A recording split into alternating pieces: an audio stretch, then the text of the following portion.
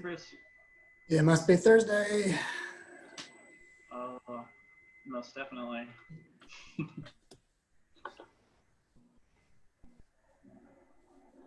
Okay.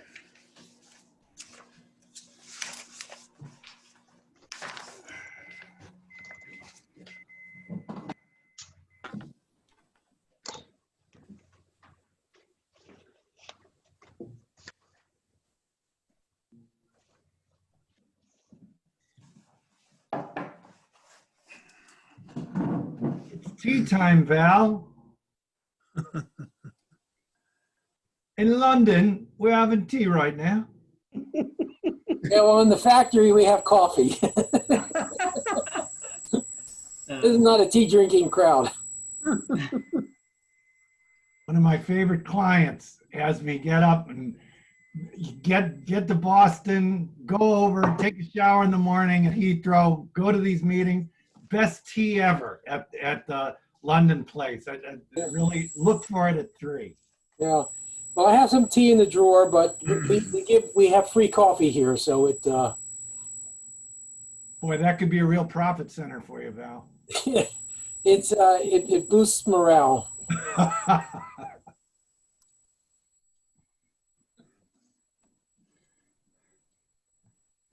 We make sure we have every conceivable coffee that people want. So flavored, unflavored, strong, weak, everything in between.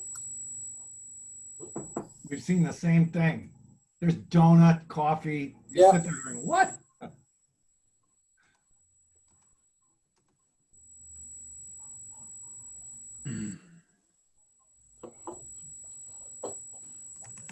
Val, I think you might have a little bit of like some kind of feedback. I'm not hearing anything. I hear it when Yeah, you're. a high-pitched noise. Okay, let me move to my headset.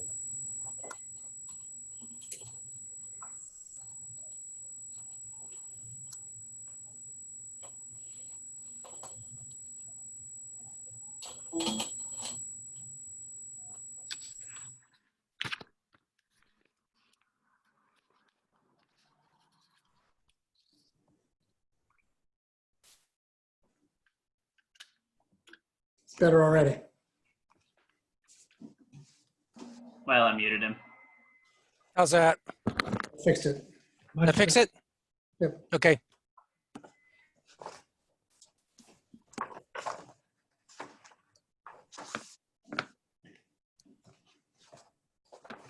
Greetings, everyone. You've been screened, Jay.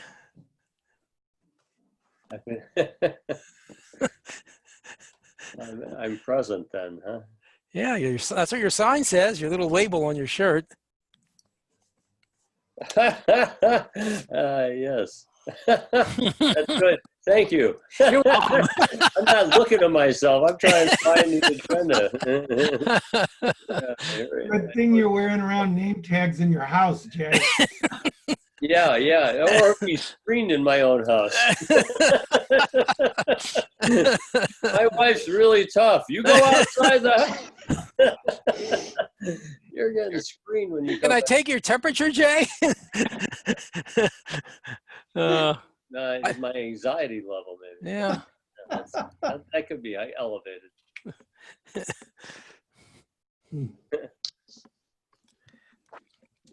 All right.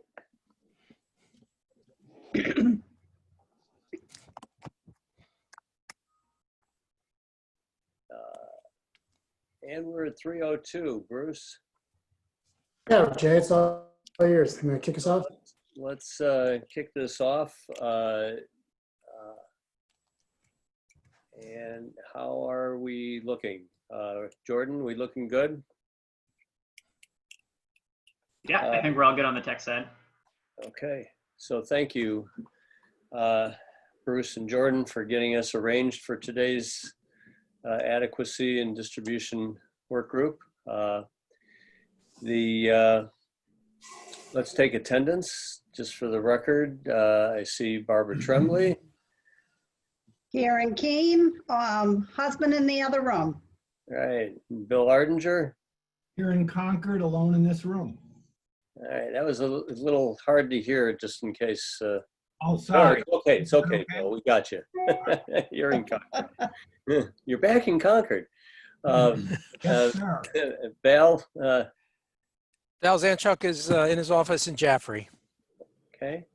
And Iris, Hi, I'm in Barrington. okay. Jane, Hi, Jane Bergeron. I'm here at our house in Waterville Valley, home alone right now, but there might be others trickling in. right. And Jay Kahn, I'm in Keene by myself in this room. And other members of the commission. I see Rick Ladd, Yeah, Rick Ladd's here in Haverhill, alone. Dick, Dick Ames here in Jaffrey, alone. and Mel. Port Clyde, Maine, alone. Great.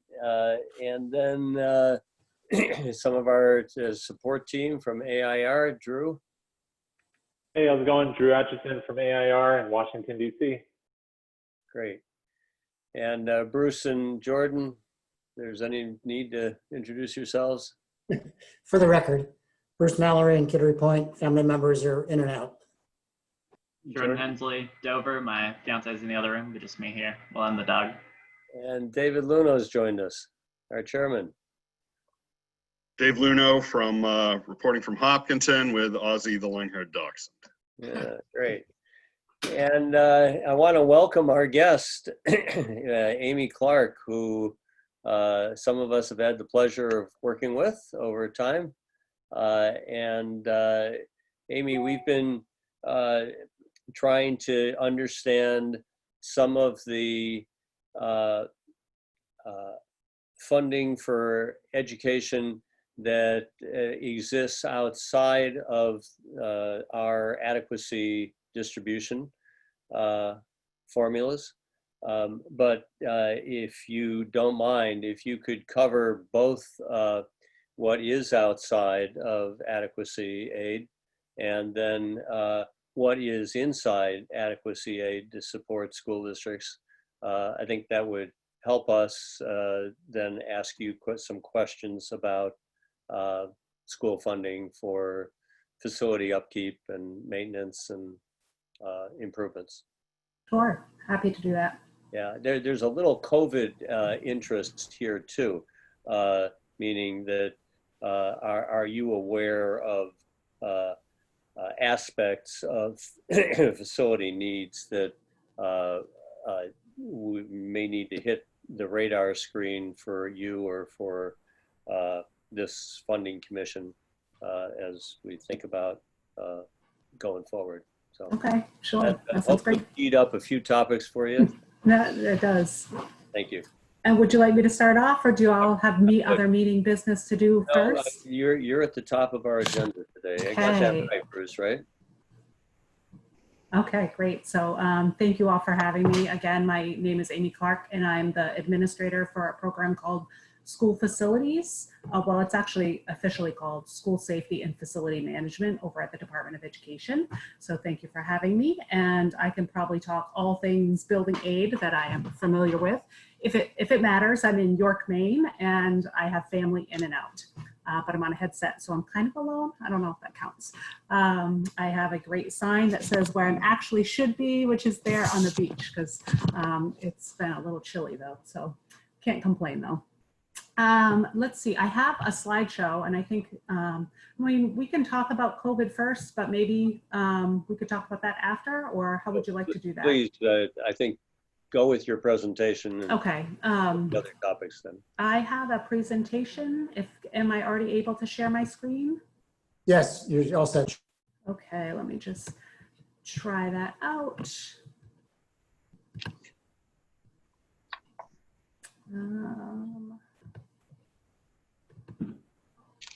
Let's see, which one is it? And share. Let's see if this comes up. Let me know if you all can see that. Good here. And Amy, I did send these in advance in the PDF format. Okay, great, great. So you all should have copies, and I'm just going to run through this. Feel free to stop and ask questions. I don't mind whatsoever. I do think that it might be better to wait until, because there's a lot of information in here and maybe some of those pieces might come together, but by all means, don't hesitate to stop me during my presentation. You have my contact information there. Feel free to call or email anytime whatsoever. So this is, I'm gonna talk about school building aid. School building aid is not part of adequacy, part of the adequacy formula. This is all, I have always been taught, I don't, that, well, I've been told when I first took over the position that, which was about 5 years ago, from Ed Murdo, if those of you who once knew Ed Murdo, perhaps.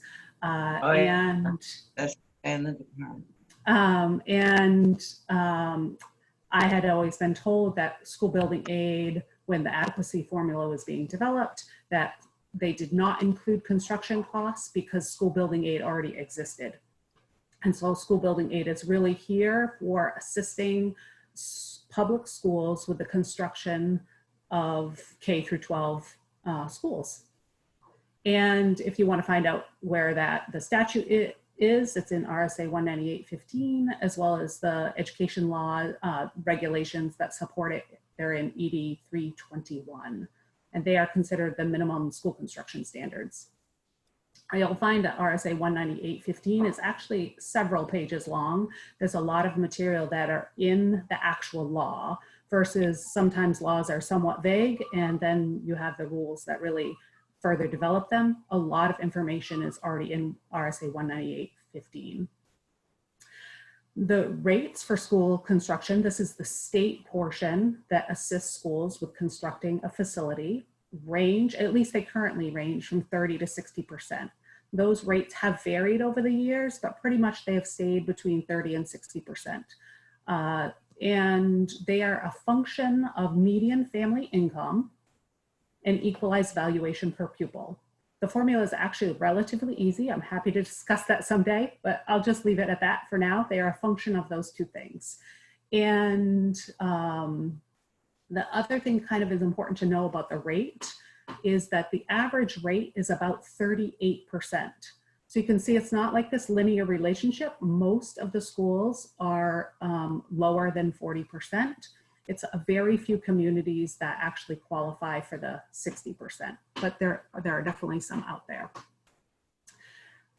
Another important thing to note, I think, is that building aid has been around for a very, very long time. It's been around since 1946 and has been funded every single year up through 2009. And then it really still was funded between 2010 and 2019, but only for old projects. There was a moratorium that was put in place that said that we could not fund, the state was not gonna fund any more new construction projects. And we're gonna talk about that in a little bit more detail as well, but that's just the very brief history on that. And then in 2020 was the first time the moratorium, since it was put in place, that moratorium was lifted. So if you've got, the moratorium was in House Bill 2. If you went to House Bill 2, it is no longer there. I guess I won't get ahead of myself because then I'm skipping my slides. So first, just know that that's the brief history on school building aid and its funding. So before we talk about where we're at now, it's really important to understand how school building aid was funded and is currently funded. From 1946 through 2012, the state paid a percent of the principal over the life of a bond. And in 2013, the way those school construction projects were funded was changed by law. In 2013, all the way to the current process, schools are funded, the state pays 80% of their award up front before they even put a shovel in the ground, and then they pay 20% when they complete the project. So very, very different ways of funding school construction projects. And we'll talk about kind of the pluses and minuses of both of those setups. But just to make sure we fully understand, this is an example, a crude example, but a good one. The school, if this is the first funding structure, if a school took out a 20-year bond, let's say it costs them for their project to build their new school $40 million, and they took out a 20-year bond. In this example, let's say that the state was paying for half of it, and then the local school district was coming up with the other half. That means the state is going to pay 50% of that, which is 20 million. The state is going to pay 20 million, and then the local school district is going to come up with the other 20 million. Well, in this case, the school district takes out a 20-year bond, and so the state is going to pay them $1 million per year for 20 years. It doesn't really work out that way because no one has this, we pay a percent of the principal, and principals don't come out that nicely. But keep in mind, the state doesn't pay on interest, they only paid on the principal. So the state would be paying on average $1 million per year for 20 years, so that over that course of that 20 years, they have got $20 million from the state. In the new model, which is that last line in the example, it's very straightforward. Instead of paying $1 million a year for 20 years, we just give them $16 million up front. And then when they complete the project, we give them $4 million. So we're done and we're done. We pay them twice and that's it. And that is the new funding structure. So remembering that funding structure, it's kind of important that I explain that first, because now when we talk about the history of funding, you're going to see that come into play and why that's important. So this just goes through the brief history. There's a lot of text on here. You'll have it so that you can look at it later. There's going to be a lot of numbers, but you're the funding commission. So I guess usually I apologize for all the numbers, but you guys probably love them. So here, there's 3 columns here. That first column is just the fiscal years. So from 1946 through 2007, I just kind of broke out some of these that I thought were interesting. We paid anywhere from $1 million back in 1946 and 47. I think it was started out as about $500,000 actually, all the way up to 78 million. Oh, another really important note that these are by the biennium. When our state budget, when we get our money, we're appropriated money as you all know, we are appropriated money in a 2-year biennium, but we get them every year. So we get a bucket of money 1 year, and then we get a bucket of money in the next year. But for me, it's easier to talk about the biennium because that's how we fund projects, by the biennium. At least that's how we do it now. And so this is just these numbers by the biennium. And so if you want to half all them for your annual rates, feel free to do that. So by 2007, for the biennium, we were getting about $78 million. So that's $39 million on average per year. The money back then was how good we had it, schools, I should say. Didn't realize it at the time, but essentially what they did is they applied to the Department of Education and for a school construction project. And as long as that project was eligible, we put them on a list. We approached the legislature and said, hey, this is what the public schools need this year. And it was funded. It was about as simple as that. So I always say that money was appropriated to meet demand. Keeping in mind that not lots of things were eligible. I mean, you couldn't apply for a swimming pool and the state wasn't applying for a swimming pool. The state has lots of guidelines on what they will pay for and what they won't. We have space constraints, and the amount of money is capped, and like per square foot, construction costs are capped. So I think sometimes that there's this little myth out there when we saw a really big school that was built in like a more wealthy town that the state paid for that. Most of those times they may have paid the 30% rate, but it was only on the space that was eligible. So they were capped per square footage. Might be getting a little ahead of myself on that as well, but just keep that in mind. 2008 and 2009 was a little different because, as you all know, we were in a recession at that time and the state was unable to actually come up with the money to meet demand. And so there was actually a shortfall that year, and we ended up shorting schools on their payments. We paid only, instead of giving them the full amount, we paid them 95%. So it's a fairly good size of money that we were able to pay them, but it was just to note that we did actually start to have a shortfall in 2008 and 2009. And then in 2010 was the first sign of the building aid essentially shutting down. We went into a moratorium, and the House Bill 2 said that the state was no longer going to fund new projects for 2 years. So I always say that we're on this temporary 2-year moratorium. And then and also we'll talk about this a little bit later too, but on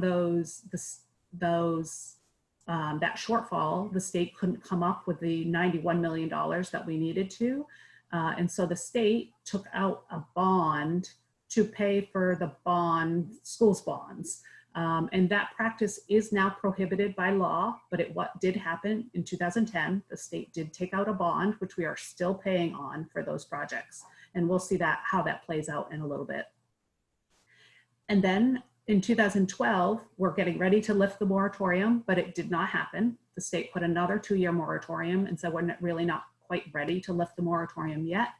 Let's relook at how schools are funded. So if you recall, I said the funding changed, the mechanism of how we funded projects changed in 2013. Well, this is why. In 2013, the building aid law was substantially changed. And one of those is how those projects are funded. Well, one of those big changes was also that the law limited aid to $100 million per biennium. It actually says $50 million per year. If you're looking for it, it'll say $50 million per year. So currently, that law still exists. So by law, building aid cannot be funded more than $50 million per year.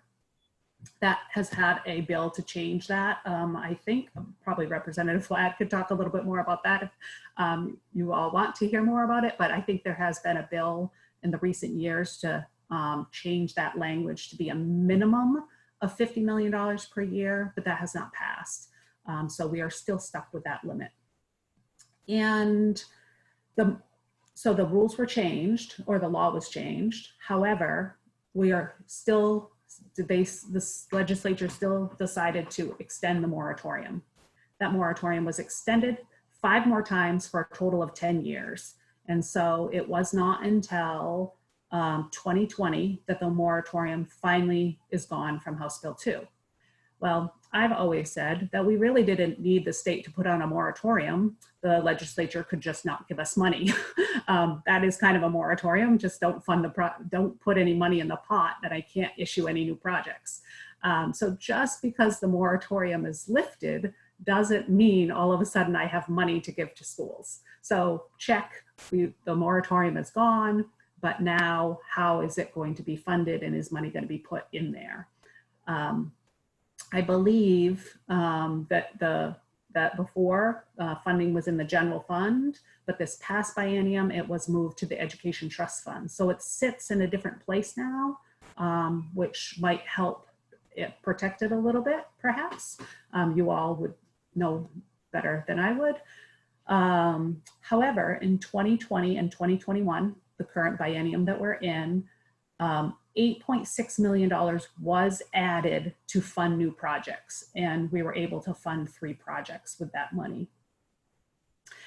If you want to see, there's a little asterisk beside 2018. Well, it says 2019 up there, but in 2018, there is one exception. The moratorium was actually temporarily lifted in order for us to fund Hinsdale Elementary School, which was having major issues. Their 2nd floor ceiling was nearing collapse, and they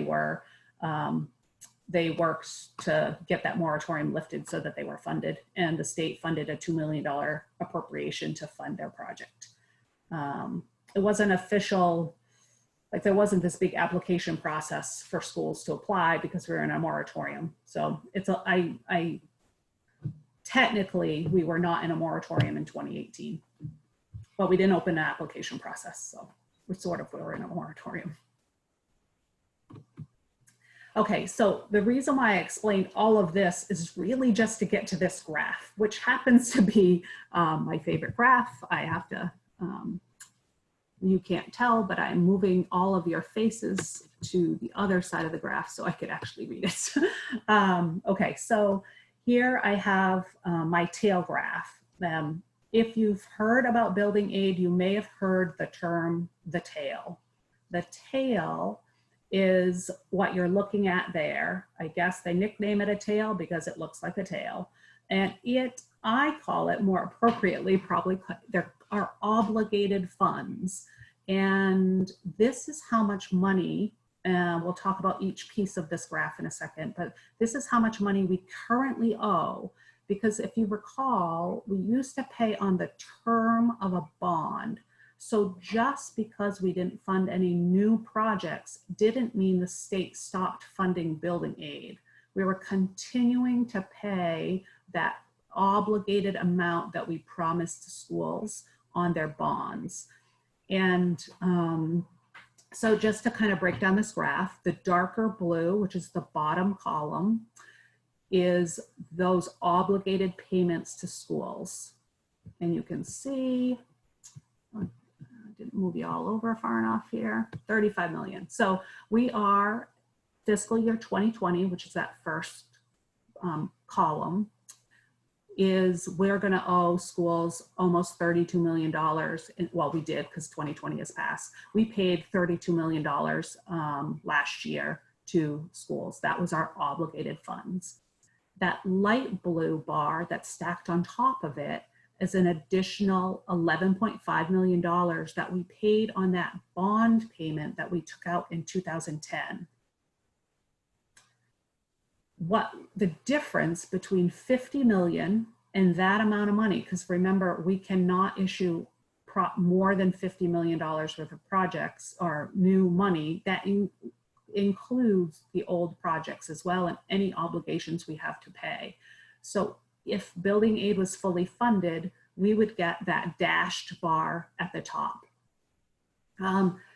If you look, I'm so used to talking with my hands and you probably can't see me on the other end, but if you look at the table of numbers there, the first column is fiscal year. The second column are those obligated payments to schools. So again, these are for projects that were funded before 2013. We were in a moratorium prior to then anyway, but basically 2010 and earlier, those are those obligated funds that we are paying on schools' principals. It gets lower and lower every year because we pay off projects every year. So every year a batch of projects I'm making their last bond payment, and that's why every year that payment gets smaller. And again, that's why you see that darker blue bar get smaller and smaller, all the way to 2041. We had one school take out a 30-year bond and didn't start their bond until 2011. And so it was a 2010 project that their first payment was in 2011. It's a 30-year bond. So that's why you see this graph go all the way out to 2041. The third column in that chart says building aid bond payment. Again, that's that 2010 bond payment that the state took out because they couldn't find funding for school to pay building aid that year. And that's that light blue bar. And you can see that will be paid off in 2030. So that was a 20-year bond because we took it out in 2010 and we make our last payment in 2030. Actually 2011 to 2030. Then the fourth column says total debt service. That's simply those two bars added together. If you look at the top row, it says $31.8 million plus $11.5 million. Those are the two bars stacked on top of each other equals $43.3 million. That is, if you want to think of a minimum amount, those are our obligated funds. So if that amount wasn't funded, we'd have to go back and tell school districts that built their school 15 years ago or so that we weren't paying our percentage on our bond. And that amount, I think it's important to note, other than the shortfalls that we had where it was like 95%, that amount has been funded all the way through the moratorium. The state has been, has always included that in our budget. No more, but that's the no more was because we were in a moratorium. So this second to last column says 50 million less the debt service. I look at this as the invisible column, which is the dashed one. I only put it on 2020, but you can see that's that dashed column. That's the most, the way the law is currently set up, we cannot be appropriated any more than $50 million. So that's the difference between our total debt service and $50 million. So again, using the top line as an example, $50 million minus the $43.3 million, which is all the money that we owe, is equal to $6.7 million. So I always say if building aid were fully funded, I'd only have $6.7 million in 2020 and $12.6 million in 2021. The last column is for the biennium. I like looking at that number maybe because it's bigger and it gives me a little bit more hope I can fund something. But $19.2 million was the most last biennium, because that's the biennium we're in. $19.2 million would have been the most that the state could have appropriated for new projects. They didn't quite meet that. It was, if you recall, I said $8.6 million. If you look at the graph, the first column in 2020, they gave $6.7 million, which was the maximum amount for fiscal year 20. But in fiscal year 21, they didn't give the maximum amount. They gave $1.9 million. Those numbers might seem a little random, but they funded the top 3 projects of a ranked list, which is why they come out to be $8.6 million. We had a ranked list of 5, and they funded enough to cover the top 3 projects. So that's that graph. I think there's a lot of information in that graph, especially when you're thinking about sustainability of funding and where we're at.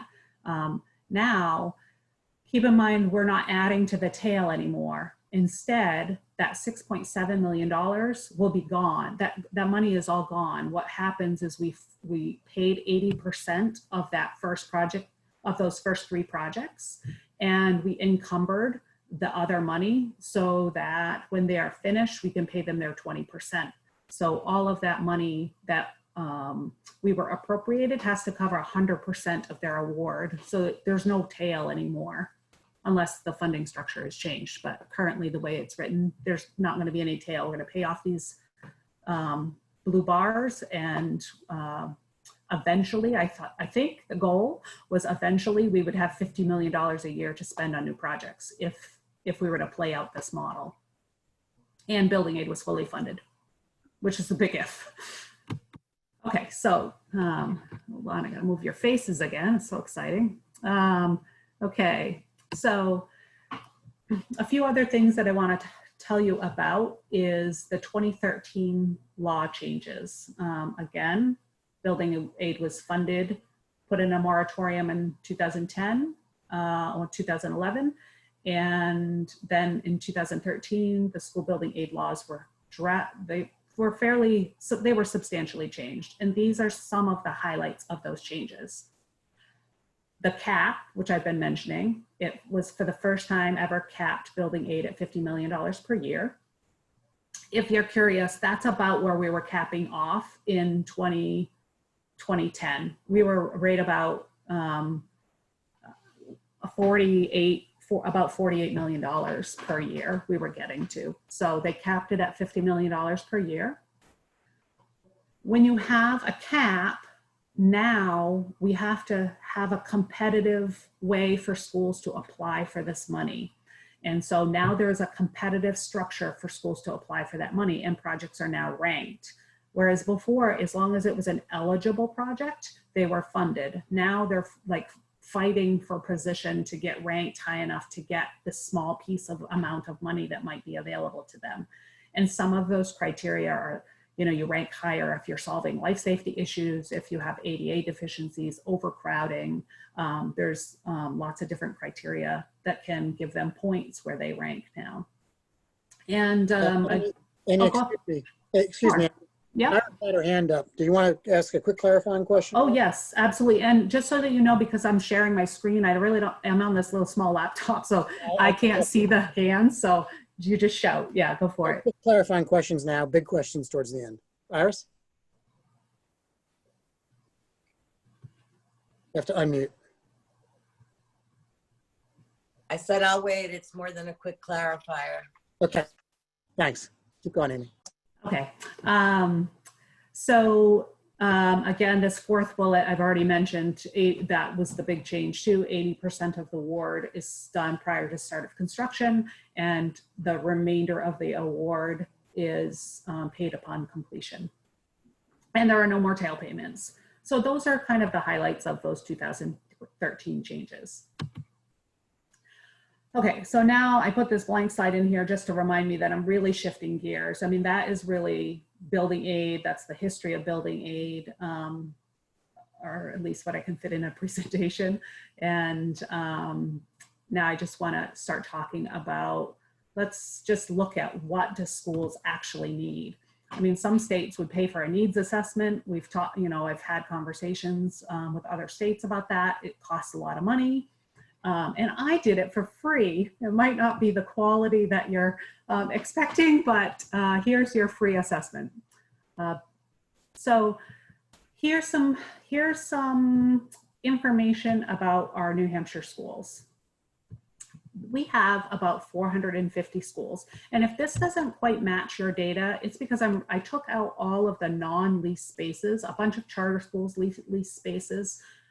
So this is for non-lease spaces. We have about 450 schools. We have about 168,000 K through 12 students in them. 172,000 if you include other students like preschool students. If I calculated their space is about 23.5 million square feet that they have. This is actually just a strict mathematical equation based on the square footage per person. I simply actually took 140 square feet per student and multiplied it by the number of students, because that's what building aid pays for. Some schools, I've looked at some of the more affluent communities that have been able to build in the last 10 years without state assistance. And some of them come right around that cap. So they're not building space. Some schools are building some bigger spaces, but for the most part, what is in our law is a reasonable space. However, I am starting to hear people talk about how that average square footage per student is a little tight when you start considering special education spaces. And so my numbers are really based on the average that's in the law. And the law, I won't go over all of the numbers, but the law ranges from 120 square feet per student up to 160 square feet per student. You get more or less space depending on if you're in elementary or high school, and you get more or less space if you have a student population that's smaller versus larger. But if you apply all of those space criteria to all of the schools, and then you calculate what square footage that particular building would have, and then you add up all of that square footage and divide it by the number of students, you actually come out with $23.5 million, 23.5 million square feet. So that's why you'll kind of see that numbers don't fully line up with a straight multiplication, because I did it per school and then added up all the schools based on what the actual law says. So if a school got 160 square feet, I actually multiplied that by the actual school, and then came out at the end with 23.5 million square feet. And I'd say that that's pretty good. I think that there's probably more square feet. I don't think many buildings are under that, but it's probably a pretty decent ballpark of what the state would be looking to pay for anyway. Now, I took an average cost of a project as $300 per square feet. It's probably a little on the high end. It's probably closer to $270. This, of course, ranges where you are in New Hampshire. These are not just construction costs. Some people think a cost of construction is closer to $200 a square foot. Just wanted to make that note if you all were thinking, wow, that's expensive. The state actually caps construction costs, which fall right around $200 a square foot, but that doesn't include site development, land purchase, planning and design fees, engineer, architect, and all. So all said and done, a school can build a school right around $270 to $300 per square foot. And again, of course, that ranges over New Hampshire, but I think 300 is a good, it's a nice number. So I used it. An average building lasts about 40 years, 35 to 40 years. The research shows that at 40 years, a school really needs a major renovation. Now, schools need a lot more attention to a building within 40-year period. You know, you're doing a lot of major maintenance, and there are major costs associated for schools prior to needing a major renovation. So by the time they get to the major renovation stage, we're really talking about a rebuild or a really big overhaul. And so now on the side in that blue sort of box, you can just see this is a sustainable snapshot. Like, what would we be doing if we were to fund all of this? So $23.5 million, I keep saying that, square feet times $300 a square foot comes out to be about $7 billion. Now, of that $7 billion, we're not looking to spend it all in one day. We're going to spend it over the course of 40 years if we're going to rebuild all our schools once every 4 years or do a major construction project once every 40 years. So that comes out to be about $176 million per year. Now, how much does the state want to pay for that? I just threw up some numbers up there just to see, because of course the rates could go from 0. You know, laws, obviously, you all know, you know, we could change the rate from 0% for some communities or 10% for some communities all the way up to 100%. And, but just keeping with the lines of the state pays for between 30 and 60%. If you recall, I said the average building aid rate was 38%. So if you look at the 40%, let's say the state wanted to fund 40%, that was what was part of adequacy. You'd be looking at paying for about $70 million per year. Right now, if we didn't have all of those things to all of our obligated funds, and we really were putting in $50 million per year, we could probably fund school construction with today's dollars. And of course, inflation is not accounted here, which is why it's a free assessment, is the 30% state aid would cover about $53 million per year. And we would probably feel pretty good about saying that we fund school construction.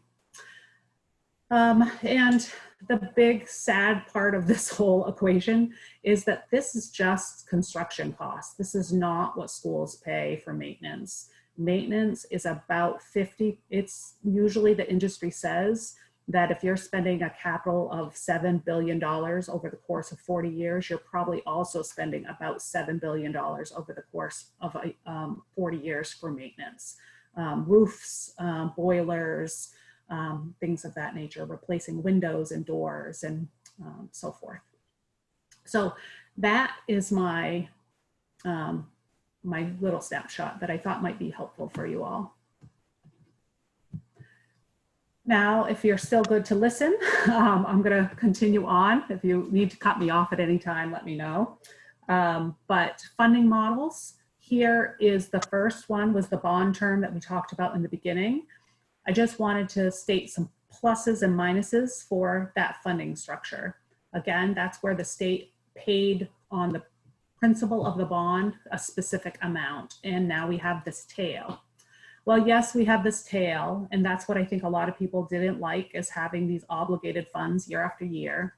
However, the benefit of that is when the state gave $10 million, it could fund a lot more projects than it could if I'm just funding 1 or 2 schools. So I only got, I don't mean to make light of $6.7 million. That is a lot of money, and it's way better than 0. And the schools that received that aid are super appreciative. But that $6.7 million funded three projects. Actually, it was 8. I'm sorry, it was 8 million, but funded 3 projects. However, if we were to spread that over that bond term, then we would be funding more projects. So that's probably the benefit of that. The 80%, this is the next bullet there, the upfront model that we're paying 80% upfront, 20% upon completion. The big, big benefit there is that towns can bond, make a bond payment, or school districts can bond less. And towns can maybe pass those warrant, or school districts can get those warrant articles passed a little bit easier because they see that they have a $40 million project and they only have to take out a bond for 20 million of it. And that's probably a big incentive for towns on all that interest that they save. So that is the big pro of that. Again, the negative really is that I'm able to fund 1/20th of those projects. So I have funded 3 schools instead of 60 schools. That's, you know, that's definitely the negative. And the other system that I'm pointing out here today is this credit system. I think I really wanted to spend a little bit more time looking at this, but I believe that it's Georgia that does a credit system where they give schools like part of adequacy, but they're not giving them dollars, they're giving them square foot credits. And I'm sure if Georgia was listening, I'm probably really not explaining their system very as well as they could, but you get square foot credits, and when they're ready to do a construction project, they can cash in those square foot credits. Any kind of system for schools that allow them for planning and that's equitable is going to be a good system. The current system, I will say, is very, very difficult for schools to plan because they have no idea where they are on the list. They have no idea if they're going to get funded until they've already spent a ton of money applying for building aid. And it's just a really tough system that we're in right now. And I have a feeling that most people that are pushing through this system are the schools that are affluent, that are going to build with or without aid, so they may as well apply. Or schools that are just in such dire need that they're going to get shut down with the state fire marshal's office. So they're just ready to scramble and put a package together. This last system would be difficult because it would need some dedicated funds. Schools would need to know that that money is coming, and that will help schools. Schools can be patient. They just need to know when that money is coming.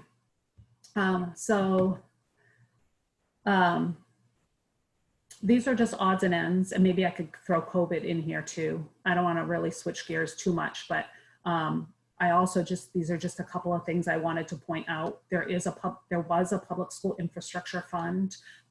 Representative Ladd is the chairman on that committee. It is a one-time bucket of money, and it was $28 million. I just want to point out that even though it's called the Public School Infrastructure Fund, 98% of that money went to school security projects. That was there were different types of projects that were eligible, and even the word infrastructure, I think, throws people off a little bit. It's really like cameras, doors, locks.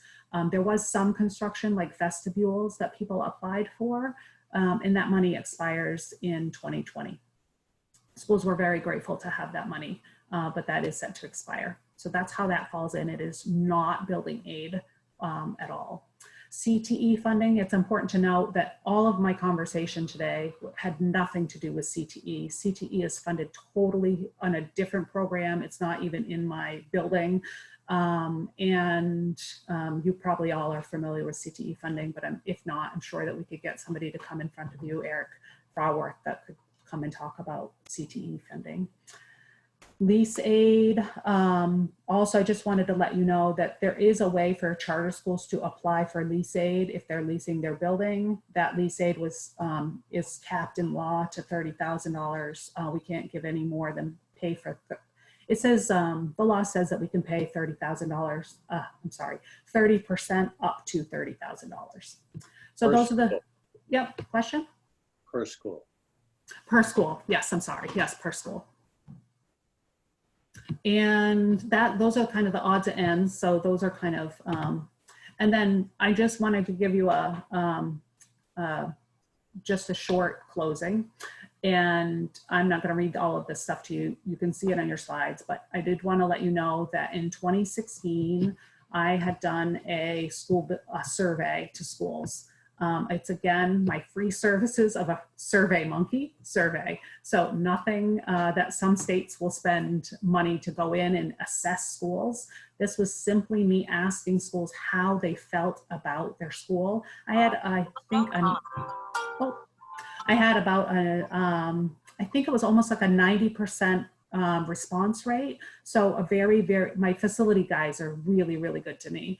And so in 2016, they filled out this big long survey, and it shows the age of their school buildings and their condition of their school buildings. Again, not a formal assessment, but some of those things, I think the take-home message is that our schools are in good condition. And if you go and look at our schools, most of our schools are in really good condition. Really good meaning, you know, you feel good about the kids being in those facilities.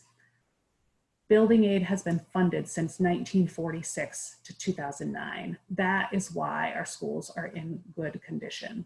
However, we have now been 10 years without funding school construction, and 196, this is a survey in 2016, but 196 schools were originally built more than 50 years ago. 20%, almost 20% of our schools say they have their HVAC system is in fair, poor, or in need of replacement. Those are numbers that are just going to keep getting bigger and bigger and bigger. So I won't preach too much, but you have some numbers there to look at if you'd like. Just so you know, I have a list. If you're going to apply for building aid, schools had to apply by July 1st. I haven't digested that list that much, but essentially it's 15 schools seeking $285 million in state aid. And if we back up to that slide, I can't remember what it was off the top of my head, but if the most I can fund, I think it's about $30 million. So I got $30 million if building aid is fully funded, which I know is a really big if, but have $285 million worth of projects that are in design. They are ready to go. These aren't projects for 10 years in the future. They are ready now. And I put 3 little asterisks on my slide here, and that is because on their handout, I wrote down a note to myself to find out the return rate on every dollar spent. And I'm just calling myself out because I didn't fact check that. And I wish I could do it, but I'm on vacation and I don't have my material here. So I can get that number to you. I don't know if it's accurate or not. I wanted to look it up and I forgot to do so. So I'm sorry about that. I've removed it from my presentation, but you'll have it on your slide. I'm really not sure if what I said is the exact quote or not. But the gist of the comment that I have deleted is that I know that I'm not here to try to sell building aid, but for you all, that I know that we're in a pretty big crisis for the pandemic, and money will be really, really, really hard to figure out where all those needs can be met and go to. School construction does bring money and jobs to the state. So I just kind of wanted to point out how much money that was, but unfortunately, I'll get that number to you. That's a good number. And then my last slide really is just to say that poor schools are not asking for much. They're really just asking for workable HVAC systems. They're asking for clean air and good water quality. They're asking for good lighting and acoustics. They want classrooms and instructional spaces. They want their spaces to be accessible. They want a safe place to learn, and they want to have a place to play and be active. This is all they're asking for. They're not asking for fancy schools. They're just asking for these things. And then researchers at Harvard just talk about the evidence between, student performance and their health, and clearly show that student outcomes, educational outcomes are tied to school facilities, and finding some equitable and adequate schools would be great for New Hampshire. So I'm sure you all know that, but I just wanted to leave, there's my contact information. I'm happy to talk about COVID. I do spend a lot of time talking to schools about how they're going to handle the fall, but I'm happy to also just ask questions. or answer questions. I'm happy to ask questions too, but I'm going to be here to help answer if you have any questions. Right, right. Well, if folks would throw their hands up, that'd be helpful, and Bruce and folks can jump in. I'll just ask that real quick question. Of the 285 million, how many projects is that? Do you know? How many schools? It's 15 of them, I believe. Iris, I see your hand up. Yeah, thanks. I have two things. First is to start a little request for more information. You said that the 30 to 60% that districts receive is based on a formula that combines somehow median family income and equalized valuation per pupil, and that you could get us what the actual formula is. I'd be curious to see what that is, because in my mind, what you've done is, well, what the legislature's done, I guess, is created a measure of fiscal capacity and used it to target funding. So there's some lessons maybe we can learn from that. Yeah. But my and question, Iris, if it helps at all, I can explain just real briefly too what that formula does. Is it, or you just want to see? I'm happy to send it over. It's in RSA 198.15, and I'll make sure that you get it. It essentially ranks schools and makes a list of median family income from low to high, and then it makes a list low to high from equalized valuation per pupil. It averages their ranking and then enters a table and figures out what rate they have. Just the brief background so that when you get it, that will help you maybe look through it a bit. Amy, can you tell us though, what is the source of the median family income? US Census Bureau. Yeah. So it lags a couple years. right. Okay, and the other question, really, I've been interested in school air quality for some time, and given what we're facing in terms of sending students back to school, it becomes a really serious issue. I'm wondering if there were ever enacted any actual air quality standards for schools. There weren't when I was looking into this. There was just a requirement that local school boards were responsible for clean air. But there was never any measurement of whether there were that clean air met any kind of air quality standards. So given that you said almost 20% have bad HVAC systems, and that perhaps we still don't really have any actual air quality standards, I'm pretty concerned about the implications for that for some students going back to school. Can you talk more about that? Yeah, that's a very good question. So correct, there aren't any air quality standards that the Department of Education has. The requirement is that local school boards provide an air quality policy. So they have to have an indoor air quality policy. It's as vague as you think it is. So HVAC systems that are all over the place. There are some schools that provide no fresh air. There are some schools when they're ranking their, again, this is a survey, when they're saying that their HVAC system is in need of repair, it's because it's old, it's not turning over the air.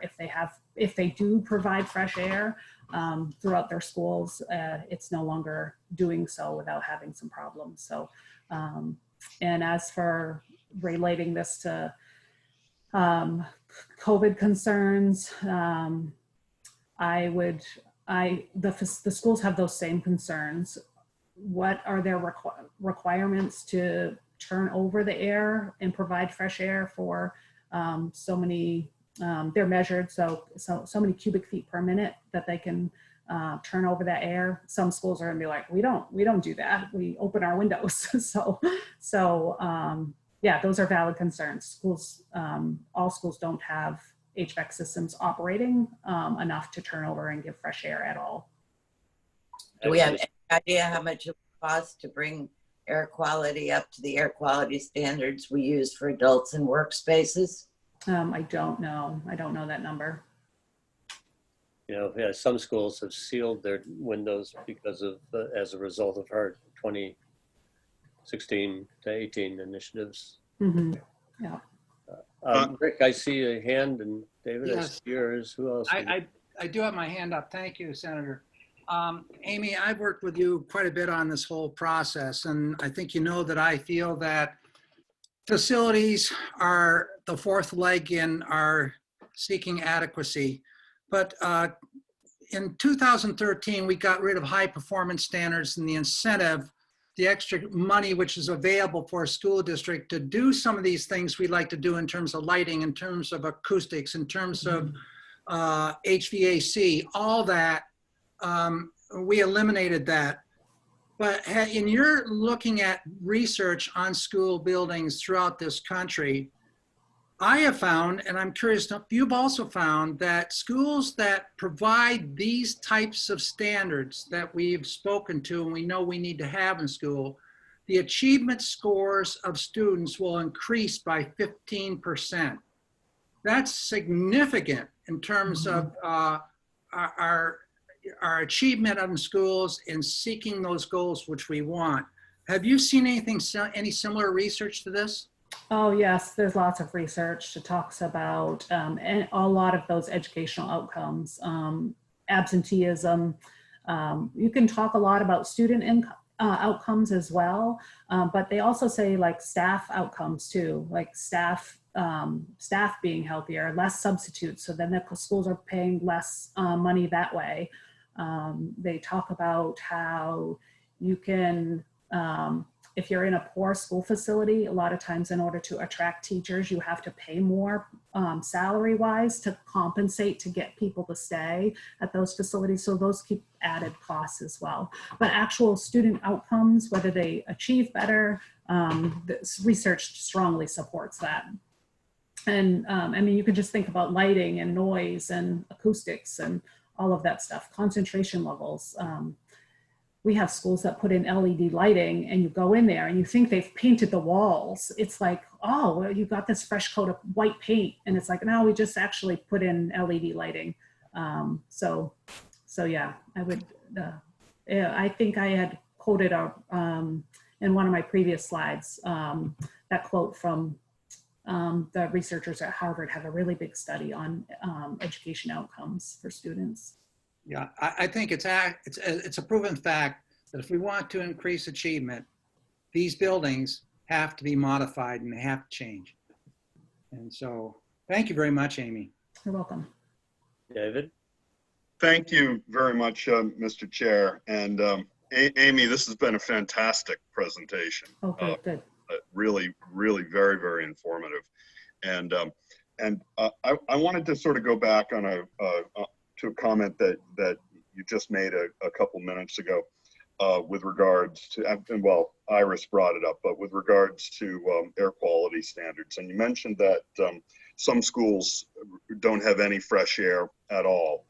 So I think earlier in your presentation, there was a number of, what, approximately 450 school buildings? Correct. In the state. Does the department have information on which of those schools have no fresh air at all, or what the state of the air handling systems is in those schools? Those for the 450 schools. Well, that is probably, I said we don't, but actually we have an indoor air quality survey that's required, and we have the results from that survey that schools fill out every year. So we have some of that information, and I can share that survey is actually due by the end of the month. It's due July 31st.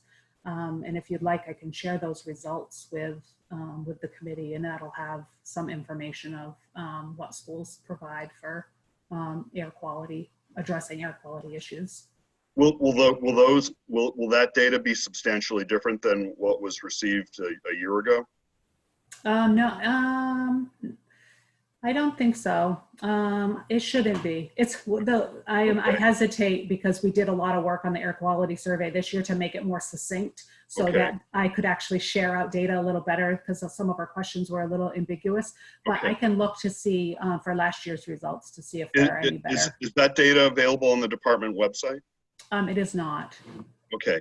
Yeah, I'd love to get. I think the commission would benefit from having the the 2019 data and then the 2020 data as soon as that's available. Yep, I can do that. I can send out what we have for last year, and then I can just follow up in August with the data that we'll collect this year. Amy, thank you very much, Amy. You're welcome.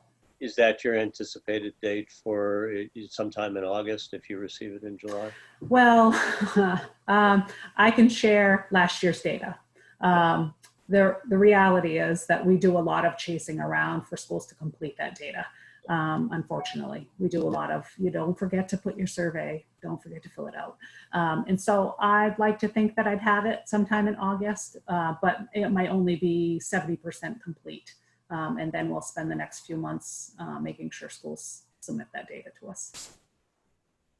I wish I had a better answer, but I don't. Okay. We do a lot of poking and prodding on the air quality survey. I think that makes the 2019 important for us to. Which is another reason why we tried to make the questions a little more succinct, because it was a little bit of a daunting survey, I think, for schools to fill out every year. And we've had some, we used to collect it SurveyMonkey, and anyway, that survey has had, I don't think schools look forward to filling it out. Well, it's better this year. Let's see what we can see. Yeah. I see. Anybody who hasn't had their first question answered? Bill, I see. Bill.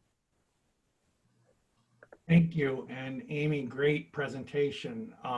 I've got, my question relates to your slide that showed the different models for how a state would participate and partner with local districts to kind of, skin in the game, be efficient in financing quality schools and allowing the local budgeting process to go forward in a way that, is stable. Because these projects, like in Concord, took 10 years to plan an elementary school project. You can't have this uncertainty. It's got to be out there in the nation, and our AIR people may have something for us on this too. A model that's been discussed at a conference that has all of the best experts, including investment bankers who sell the bonds, what the markets want. Is there some resource that you, as an expert in this area, could point us to and say, yeah, this is the Harvard analysis, or this is the Goldman Sachs analysis. This is the model for how states should structure their capital support programs for public schools. I would love to hear any source that you've got, because I feel certain that New Hampshire probably, because I know we backed into where we are now over the last 30 years, is probably not at the optimal point. And there's no question that in my mind, that the money, the $30+ million we've budgeted for building aid in fiscal 2020, is very important consideration for state aid that goes to our providing, in the broadest sense, adequate educational opportunities for our students. So I'm looking for, as part of our analysis, a bullet that says there is a resource and there are improvements we can make, and that it should be considered as part of our ultimate recommendation. There's my general question. Thank you. Yeah, and I can let AIR jump into maybe knowing a little bit more nationally. I participate in a group called the National Council for School Facilities, and have an annual meeting every year with other directors, just like myself, for other states. And although every state is different to some extent, I think one of the key themes that New Hampshire is missing based on other states is that a dedicated funding source. Some states have a tax that funds it. Some states have a pool of money. If I recall, I think Maine has a set amount of money that they have, and they don't always, they use some, and they use that, like it's a fund, like a stabilization type fund account. Certainly the National Council for School Facilities puts out some information on the different funding for schools. I can see what I can find for you on that as well. Thank you very much. I can imagine that our period where we stopped, where we changed the method, changed our funding practice, that probably had ripple effects out in the bond markets where New Hampshire Public Schools went out to issue bonds. And that, you know, I've sat in those meetings for both public and private entities, and the credit people say, how good is your state's support? Look at what they just did. They Right. just, and so I would love to see that kind of a resource. Yeah, and states fund school construction all different ways. Majority of funding is through the Department of Education, and majority of the folks do have some kind of dedicated resource. A majority of the states fund. There are very few states that don't provide any funding, like New Hampshire in the recent 10 years. And some states fund in these shots of money where they'll just give, $1 billion to school construction, and then they'll go out like crazy, and then they'll go dry for 10 years or 20 years or 40 years. And some states provide these ranking lists, which I think was what our state tried to mimic. What was a little bit more of that ranked like planning, so that you could see, very much like CTE funding. You probably all are somewhat familiar with it, where it's this rolling list.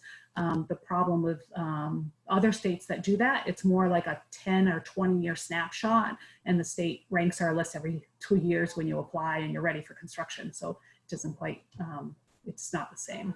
Thank you. No, you're welcome.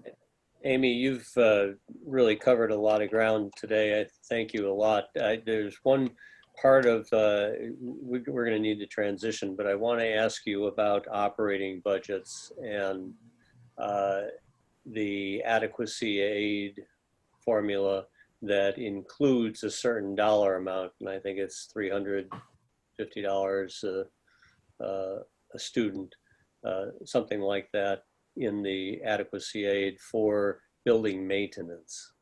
And people have questioned that's an awfully low number to be carrying. So there are three options here, but one of them is, change that dollar amount to something that's more reasonable. Is there a more reasonable number? Is there a basis for calculating what is an average of the averages for building maintenance, either on a per pupil basis or some other means? Good question. I would say it's pretty much a standard in our industry to talk about maintenance being half of what that capital cost is. So I would take $176 million and divide it by 168,000 students. And that will probably give you a cost per student per year for maintenance, just like it does is your cost per student. I mean, this is me on the fly. I mean, this is, I don't know, maintenance is a lot of money, and it does, they do say it's about half of what you're spending for your capital construction as you are your maintenance costs. And that that's heating and everything, painting, buying a new boiler when you need to, replacing floors when you need to, replacing your roof when you need to. So that would be 50-50 would be take the 176 million, divide it in half. Yep. Divide No, because that's just for capital. So $176 million divided by 168,000 students, or whatever students. That's not the full. Those are the number of students in building spaces. So you'd probably want to, I guess that actually would work, because that would be $176 million divided by 168,000 students. 50% of that. Not 50% of that, because $176 million is what it costs to replace all the capital, all the buildings that you see.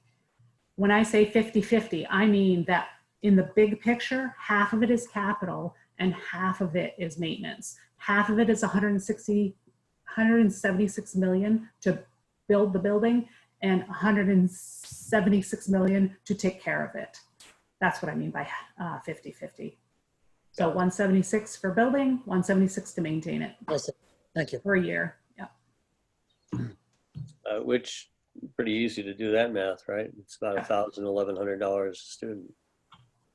And Jay, you can back into that number another way. The DOE has the general operating expenses, and you can kind of back into the capital total that being expended, debt service plus interest, and it gets to about that 170. But somewhere buried in the operating expenses, the one, you know, which is the largest number, has got to be,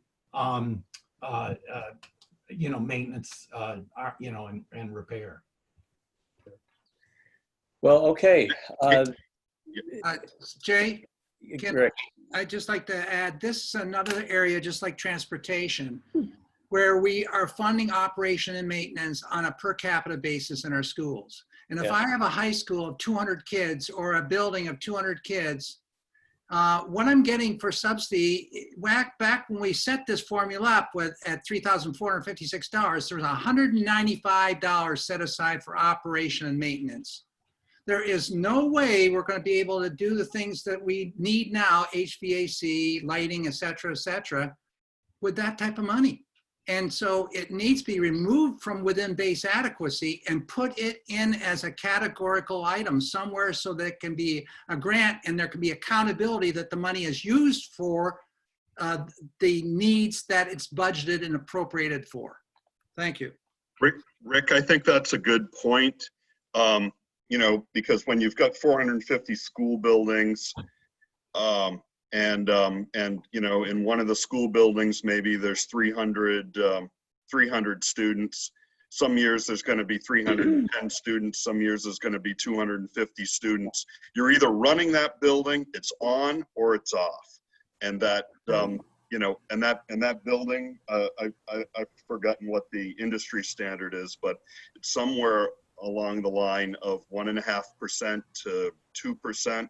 I think of the replacement cost would be the maintenance cost.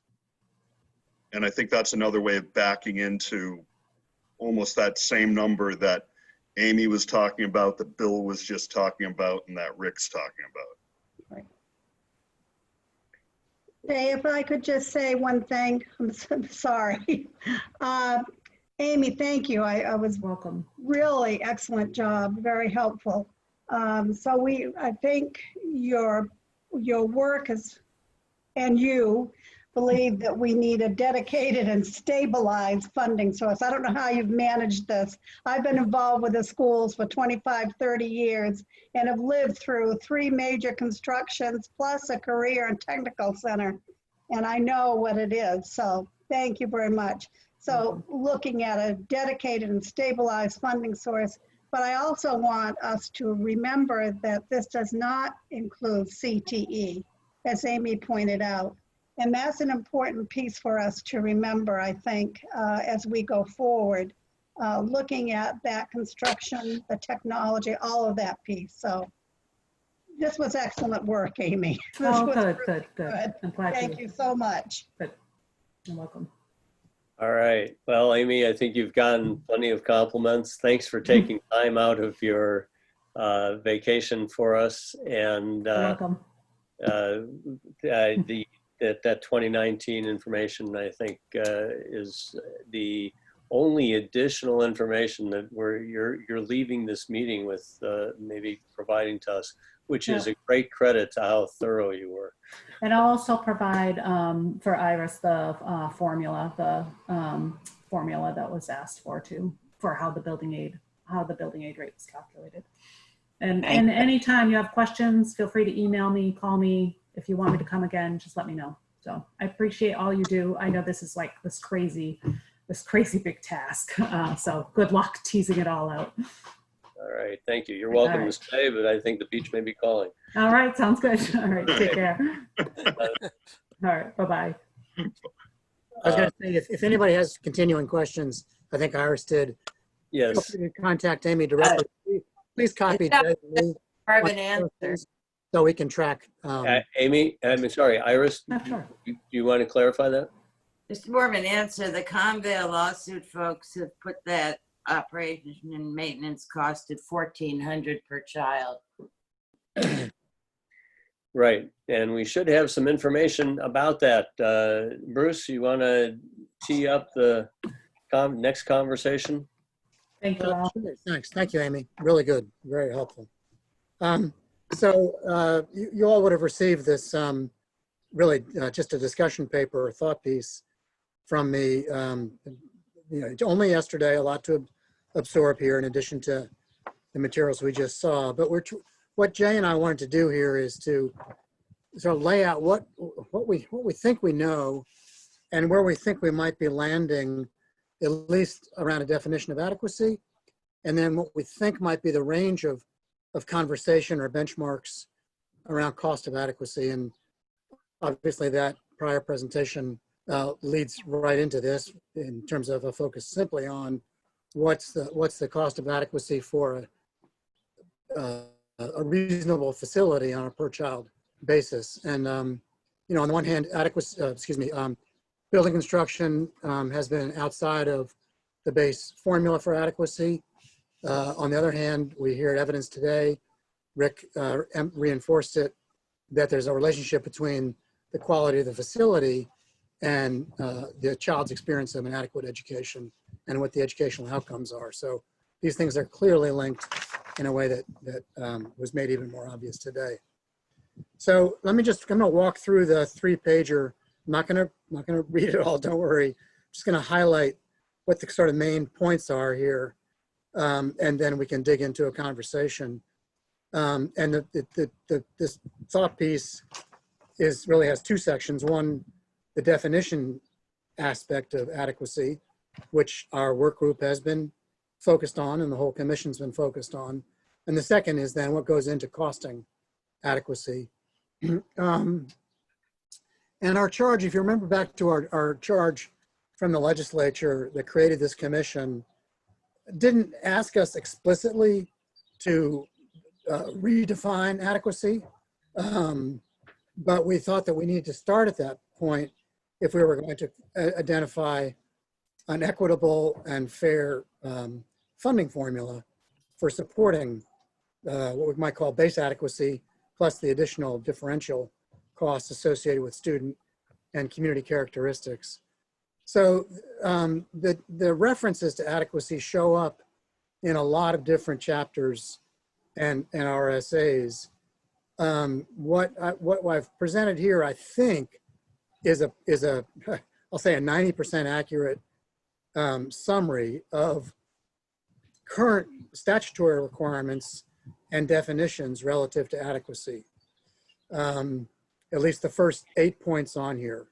So curriculum, transportation for grades 1 to 8, food services, career and tech services, career and tech education, and this specific quote from the RSA, the career and tech ed of consistent quality shall be equally available to students and across the state, seems to me implies that this notion that it has to be equally available to students and equally available across the state puts it within the adequacy tent.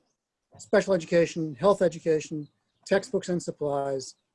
There is a requirement in the language, if you want to look at RSA 135, that schools provide a multi-tiered system of supports. The legislative language is in collaboration with DHHS, but DOE and LEAs are now responsible for providing that kind of behavioral health support as well. And then there are several places where optional services at local discretion are listed, including but not limited to, and you see the list there. I have a question about that one, because I think in our conversations, and in some of the funding formulas that we've looked at, including the state's own universal cost of adequacy, nurses are included. So Jay might have some insight on that. And then the last thing I'll point out in this section is that this work group and the commission have asked ourselves, where does early childhood fit? And currently in the statutes and in the standards, early childhood services are not included in a definition of adequacy. And so I just wanted to make that point. And we'll need to be clear and explicit as we go forward about where we believe early childhood belongs, whether it's now or sometime down the road in terms of an ultimate recommendation.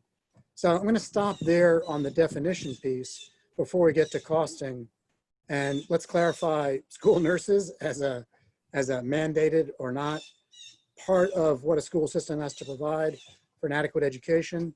And any other questions or clarification from those of you that know this material better than I about what goes in the definition. And finally, my question at the bottom here is, where are we now with this definition? Is there a need for any further discussion, or do we take these existing statutory and regulatory requirements as a given and move on to costing those? So that's the conversation to have, and we might start that now, but maybe a more global conversation after we do costing. So Jay, however you want to proceed with this. Yeah, thanks, Bruce. I appreciate Bruce trying to collate some thoughts that have been shared with him and through our conversations. But I think our goal with this conversation is, at least by July 27th, let's land on a definition for adequacy. And that's our larger group meeting of 3 hours. What I'm hoping with this is that we don't adopt a particular section of statute like 193E2, that we recognize that the obligations of school districts is to staff and fulfill all of the statutes that they're required to meet. There are 14 chapters of state law that define what schools need to do, from 186 to 200. There are some things like Medicaid to schools and MTSSB and other kinds of healthcare that are defined in the HHS statutes, like around 135 and in 168. And so I think to try to narrow it to a shorter list is just bound to be challenged by school districts that have obligations to meet a wide variety. And so I think what Bruce has done with this list here is try to summarize. Maybe the summary isn't as precise and detailed as with the references back to statute as maybe we want, but it is trying to tee up, is there broader agreement that the compilation and constellation of statutes that school districts need to meet constitutes the definition of adequacy? And I see Bill. If I could, I think that, Bruce, when I read your summary, which was good, I wondered if this section wasn't, and Jay, maybe what you're saying indicates that it was intentional, muddling together a couple of concepts. I mean, the way the court decisions have looked at this is that you have to provide an adequate education for every child. And they define that as more aspirational. An adequate education is this ability and that ability. And the legislature, has to say the standard of what generally they think an education that is adequate consists of. And that's not kind of that it has to have a nurse, that it has to have textbooks and supplies. It's more aspirational, more general. And the court has said the legislature has to do that. That the court has also said, you got to determine how much that achieving that goal will cost. You also have to build in requirements like delegations, minimum standards, all this stuff, but those are really more operational and mechanical aspects of the process of achieving the definition, the standard, the aspirational goal. Before Claremont 1, the state didn't know whether or not it had a duty to establish that standard and to account for it and make sure that they were performing it. Then Claremont 1 made that clear. And so I wonder if, you know, one night you mentioned, you know, the statute that's there, which is 193E2A, that was coming about kind of, this is what we think is the basic aspirational goals of what it includes, not the mechanics. And I think separating that would be important. And Jay, I think I've heard what you say, but if you just go the whole conglomerate, there's a lot of operational content in 135 and stuff like that, where I think the first step the court wants you to do is define the standard for how you measure whether, you know, the state is performing its duty. Thank you. And other folks? Iris had her hand up, and then Rick. Yeah, I agree with Bill that I think, first of all, I'd like to see the breadth of what you've got in mind. I don't have statutes in front of me. I don't really understand what would be included under your really wide grasp of what should be included. I agree with Bill that what we're looking for in a definition is a little more aspirational, but also defined than the whole breadth of all education statutes. What about the standards for school approval? Where did they fit in? Were they in the definition? Well, they certainly would be, and that is not a part of 193E2. See, if you read 193E2, and you know you can find that fairly easily, it's curriculum, and yeah, students will accomplish certain goals, you know, relative to communication, analytical, research skills and competencies, and substantial knowledge of students by grade level. But, you know, I think the point that is made in the court decisions is that school, and particularly, you got to read the Convale decision. Schools need to provide a range of services. And these are already included in our formulas, you know, and recognized. You've got to provide access to career and technical education. You've got to provide meals for students. You've got to provide transportation for the elementary schools. You've got to provide the textbooks. And now we've added, you've got to provide background checks, and you've got to provide professional development relative to mental illness and sexual abuse and behavior, to not only for the guidance of what you shall not do, but what you shall recognize in students and report. We've got guidelines on student behavior and bullying that schools must adopt, discipline and those procedures for discipline. And I just find it extremely difficult to have these expectations defined, and they're not in 193E2.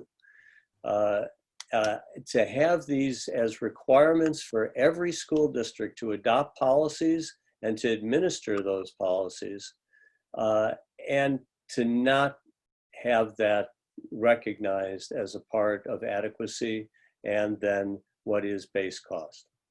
Well, if I can respond, I mean, yeah, I understand where you're coming from with that, but wouldn't that lead to the, wouldn't that link, if it's in the definition, it should be in the cost? So all of those things, everything in every statute should be part of the cost then. Well, and so, therein a good point, and I think that's a next question for us, and I've tried to grapple with. We've got three cost numbers that are out there. We've got the Board of Education's updated number the Department of Education's number that says an updated number. If we were to update it for 2020, which they didn't need to, they needed to use 2018 costs for this biennium. And the 2020 costs would be $4,300 per pupil. That's average for K2 and, anyway, and then all 13 grades, 4340. We've got the Convale case, which uses some numbers from the commission that Rick was on, that in 2018 identified an average cost of $9,929. That's a part of the Convale lawsuit. And those numbers, essentially the biggest difference in there is that they change the average class size, and they use the number of students and the number of staff, teachers, and they come up with that the average class size across the state is 12.8, as opposed to the 1 to 25 and 1 to 30 ratios. That's the biggest cost difference. And they add in benefits, they add in some other things that are updated. Let me just finish there, Bill. And then the third cost that we've got is that we know that there are 168,000 students and $3.2 billion being spent per year. And so the Department of Education would say that the average cost being spent across the state per student is $19,800 plus, or essentially $20,000 per student. We can start tackling this and breaking this down into different numbers, but how much more effective will we be in coming up with yet another figure when there is a court case that's deciding a question of, is $9,929 right? And David does a back of the envelope exercise that says, that David, you might want to explain, where you come up with essentially the same number. Sure. Yeah. Yeah. I mean, this goes to what we were saying even in the last, on building. There's lots of different ways where you can sort of arrive at the same figure, and the reason for that is because I think that these different approaches, they're well thought out, and they generally arrive at things that are fairly, close to very similar amounts.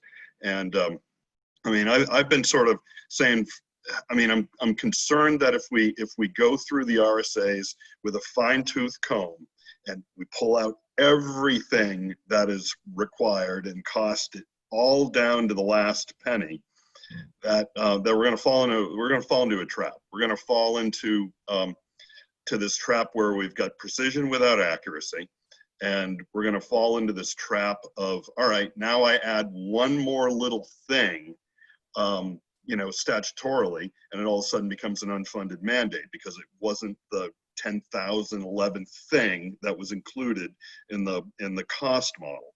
So, fundamentally, our kids are in school for 990 hours a year for instruction. They're not sitting in study halls for 990 hours. So it doesn't really matter to me if they're taking math or science or English or history, but they're getting instruction during that time. And we've got lots of averages as far as student-teacher ratios. We've got averages as far as teacher costs, and we've got averages as far as staff costs as a percentage of sort of total operating costs. And I think school districts operate fairly, closely on these averages.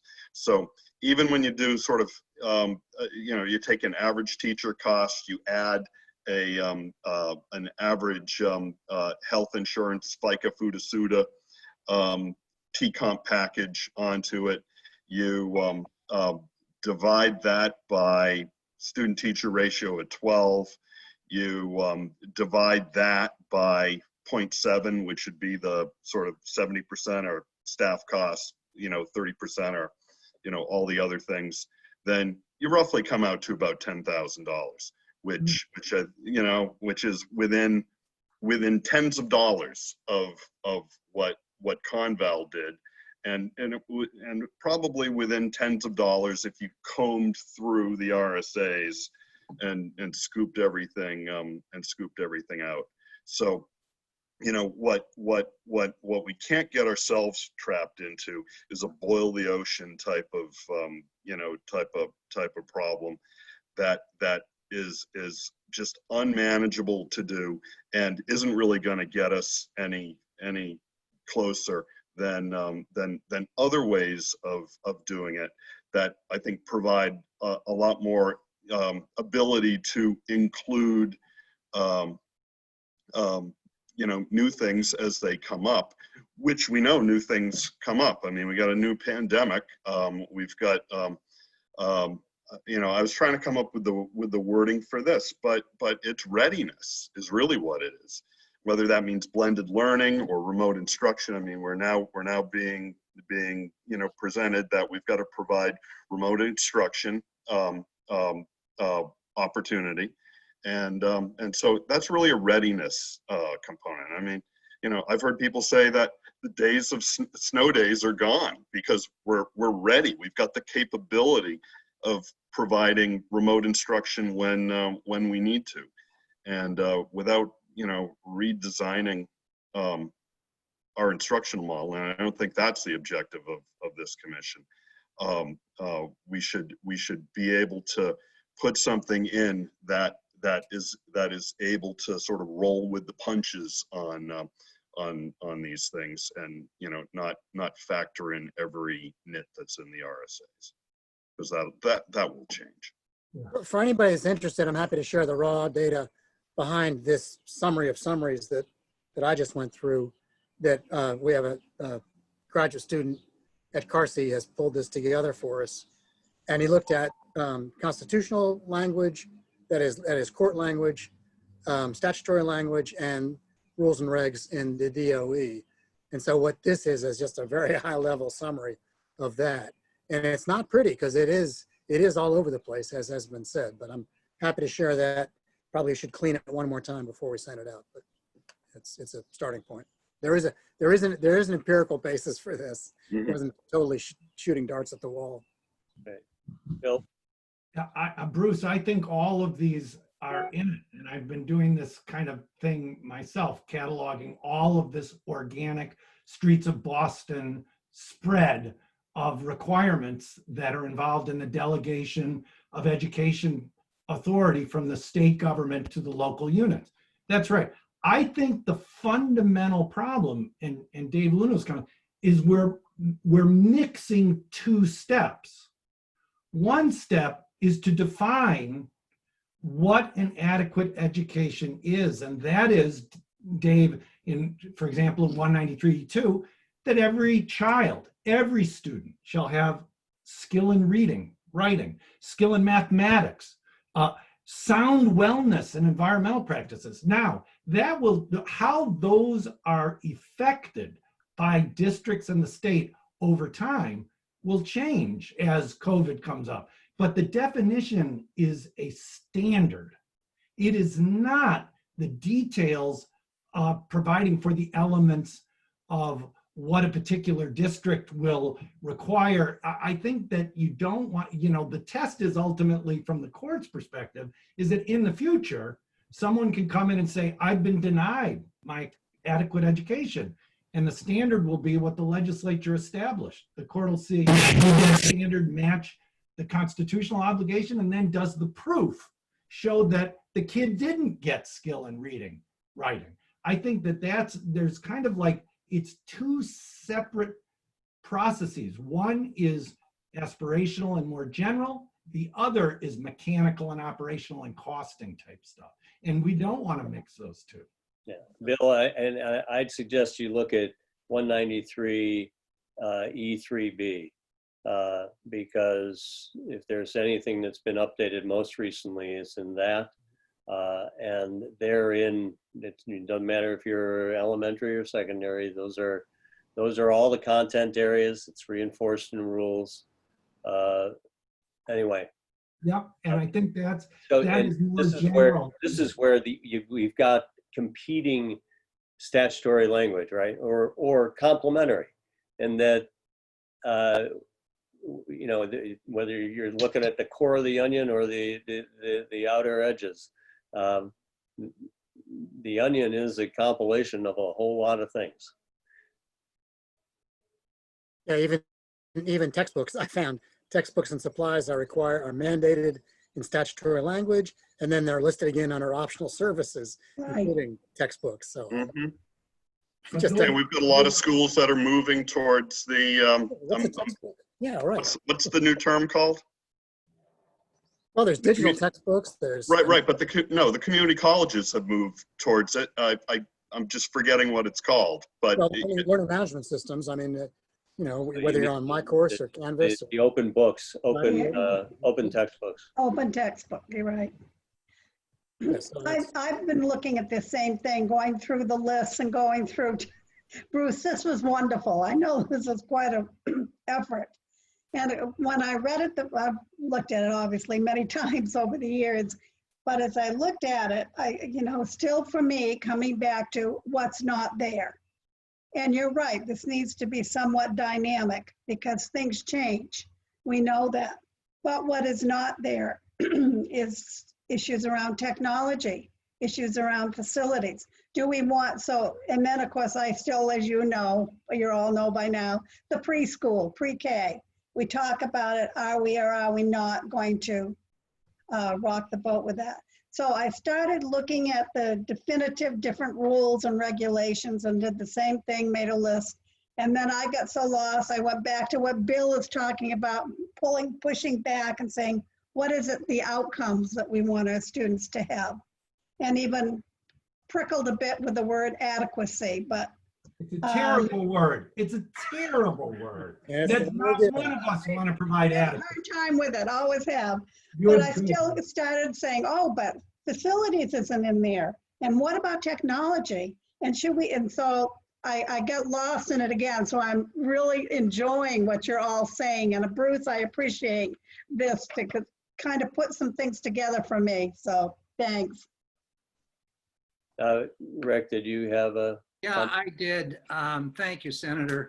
For the last 12 years, when I've been in the House on Education, I've seen our statutes grow from 1 inch thick to 2 inches thick. We've added more garbage in our statutes than, more stuff that people are crying out in the schools right now and saying, hey, you're just laying one thing down on us after another because we're trying to be too specific. I think that I looked at what Vermont had in the policy statement that we got from them, the policy brief, state finance reform, Vermont. And on page 3, they talk about Vermont's education quality standards. And they say, the EQS describes a framework for ensuring that all students in Vermont public schools are afforded educational opportunities that are substantially equal in quality, and it goes on. And it lists underneath that the 9 bullets, very general bullets, curriculum and instruction. And it goes on down through personal learning, personalized learning, school leadership, staffing, buildings, facilities. It just lists these things in general terms. But then you go in and how they make the differences for schools, there's a base adequacy provided based upon those quality standards. But then they have what they call these categorical grants and weighted functions. The categorical grants deal specifically with special education, transportation, and small school size. We could have whatever we wanted there. But to help make the differences for schools which have different unique situations, there's weighted formulas which come in for play when we're talking about economically deprived kids, or we're talking about ELL, or we're talking about some who don't like giving more to secondary education. I believe secondary education costs more than elementary education. Then you weight those formulas accordingly, but we're getting in a dangerous turf when we're trying to get so specific in defining adequacy, and I hate that term. It's the worst term we've ever invented, and we need to get away from it. And what we need to do is we've got to rely more upon this right here. These are the public school minimum standards for public school approval. 306, Ed 306. That comes back for approval from JELCAR, from the legislature, but it also states everything from school nurses to what you have to do to get out of the old Carnegie credit type stuff to get out of high school. It lists maintenance, it has discipline in it, it has it all. And where were we specific? In the regulations and the rules, not in the law. Because the law is, we're going to be forever changing this law. 10 years from now, there'll be something new coming down the pike, and our formula will be bust again. I don't think we should be getting in the business of making this laundry list. You never get everything on the laundry list, and that's when you get nailed. Remember what we did in the legislature this past year. We now have legislation in place in law which says you cannot modify the substantive criteria for an adequate education without getting approval from the House and the Senate and signed into law. It has to go through that process because we've been adding one thing after another onto it. It's too specific and it gets us in trouble. And it also gets down to 28A issues. So Rick and Bill, Iris, Barbara,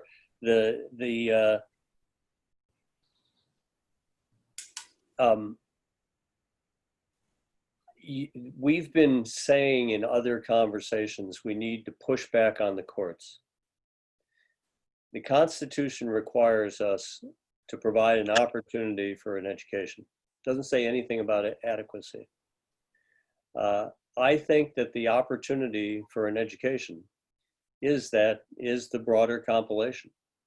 The legislature has defined it, and for us as a commission to define it as something less than what the legislature has defined, I think, and for the courts to define it as something less than what the legislature has defined is a mistake. And so I think we need to reset and try to move ourselves away from this term adequacy and adequate education, and recognize we have put a lot of mandates on schools to create healthy environments and structures to administer themselves, as well as curricular requirements. So I'd like to see us continue down this path of trying to push back and say the opportunities for education are encompassed, are more than just the curriculum. And Rick, you were intrigued by the Vermont definition. I was as well. I thought in those few bulleted points, they seem to cover a lot of categories that we cover in our statutes as well. So whether we meld that with where Bruce is, and Matt have tried to lead us with their review of the statutes, or we add in Barbara's, and you've done this to yourself, I have. It sounds like others have. So I think we need to, anyway, that's a course that I'd propose that we continue to try to follow. But keep shooting at this because, ultimately this is a major decision for this body. Jay and Bruce, maybe you can help me. I think it's worthwhile right at this point to take a look at the very first section of 193E. it is actually very similar to Vermont's language that Rick just talked about. But if we read it together, I think it actually embodies the direction that you're talking about, because it doesn't use the word adequacy, but it does establish clearly that it's the state's obligation. The state accepts the duty of ensuring that every child has access. And if we look at that language right now, I think it will move us a little bit. And if you don't, Jay, if it's not the right time, don't. No. Let's Well, that's try. essentially what's in that I'm first okay. paragraph. Under definition of adequacy, that's verbatim. 193 requires education in a way that allows for the opportunity to prepare for social, economic, scientific, technical, and political successes.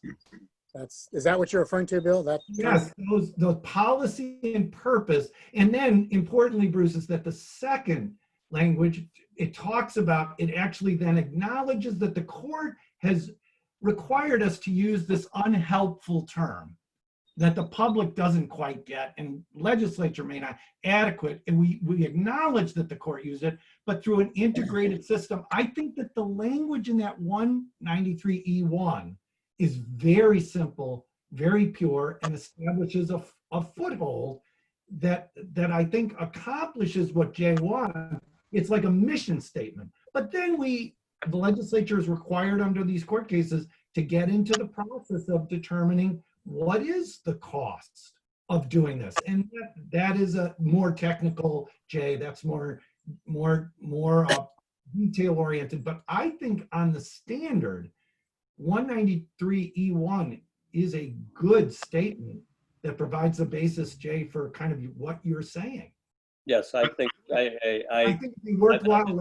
I wouldn't disagree with that. I think it's a general enough statement. We could work with it and begin to enumerate that it needs to be inclusive. That in that view, in that big sphere, are included a whole variety of things that are described in state statute.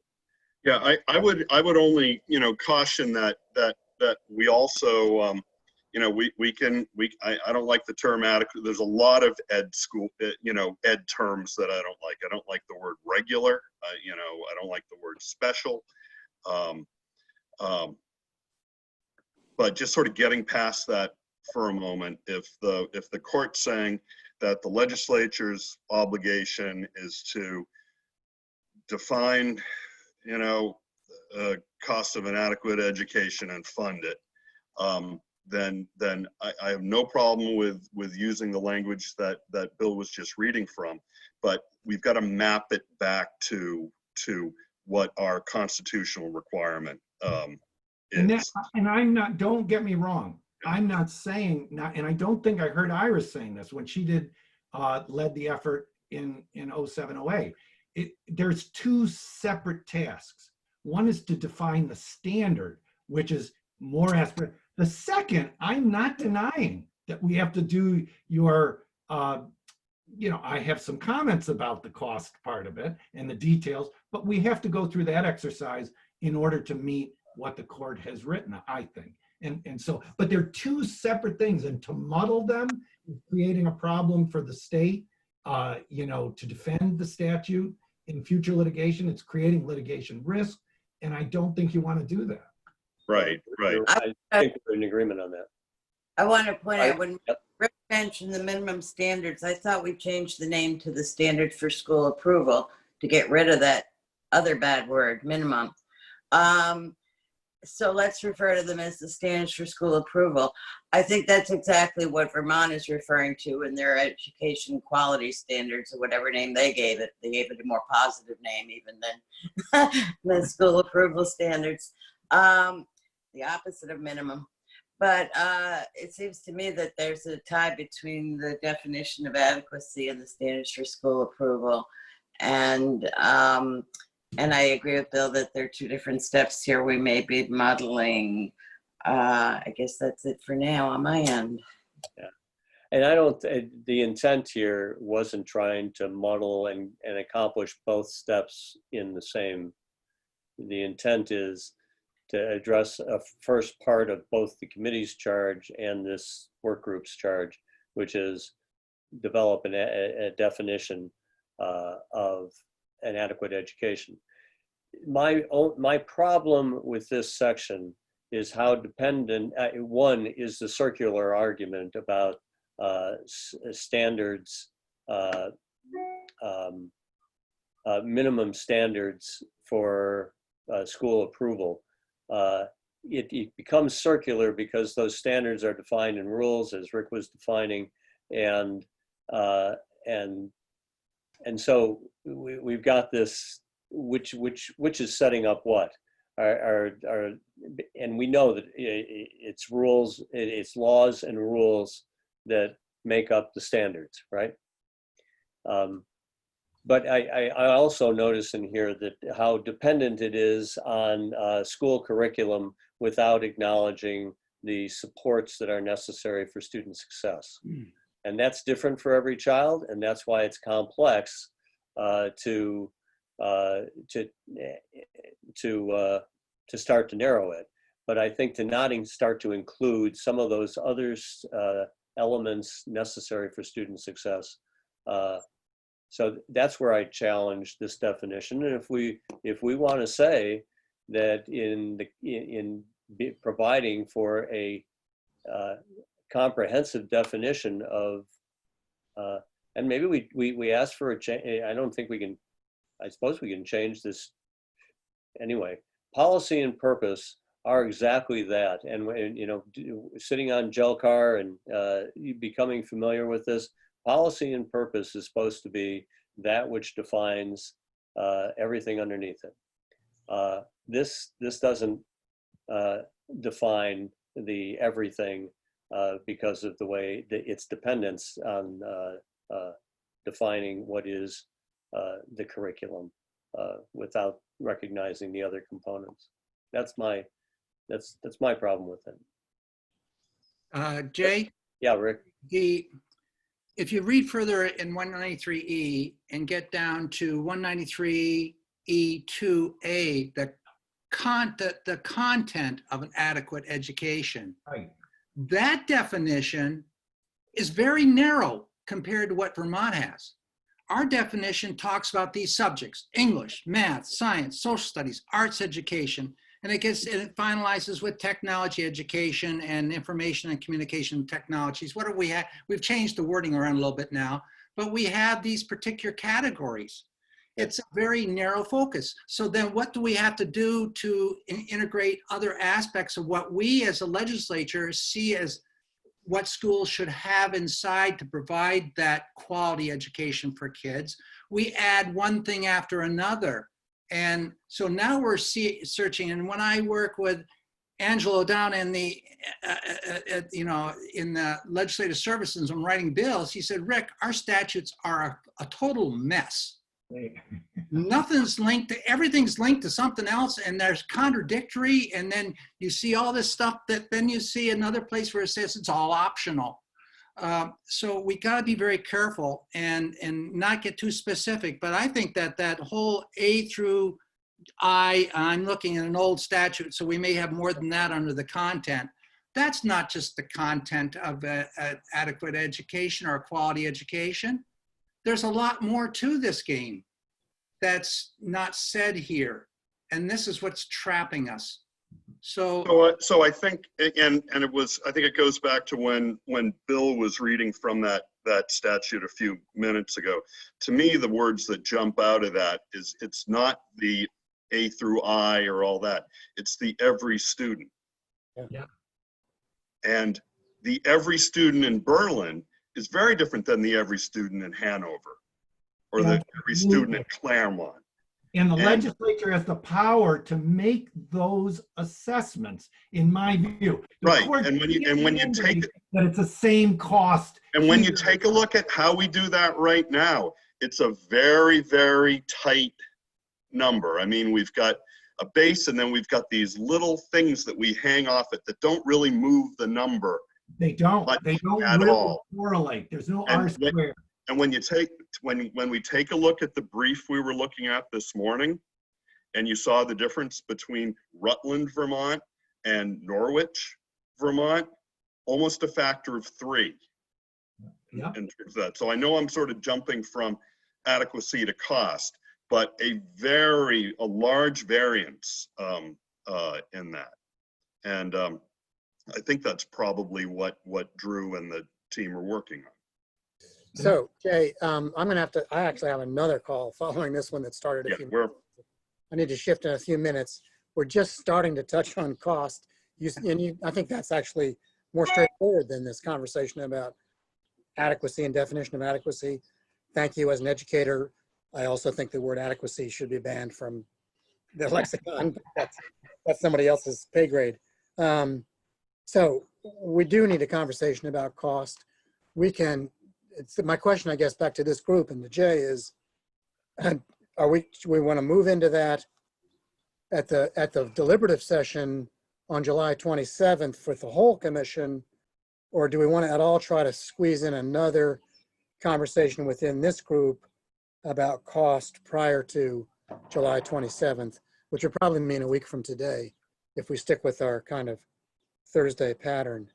So I honestly don't know how productive that would be, if we need a few hours, or if we just if Jay and I work together to tee that up for the July 27th full commission conversation based on this discussion today. Yeah, I think it'd be good for this group to have a preliminary conversation on cost.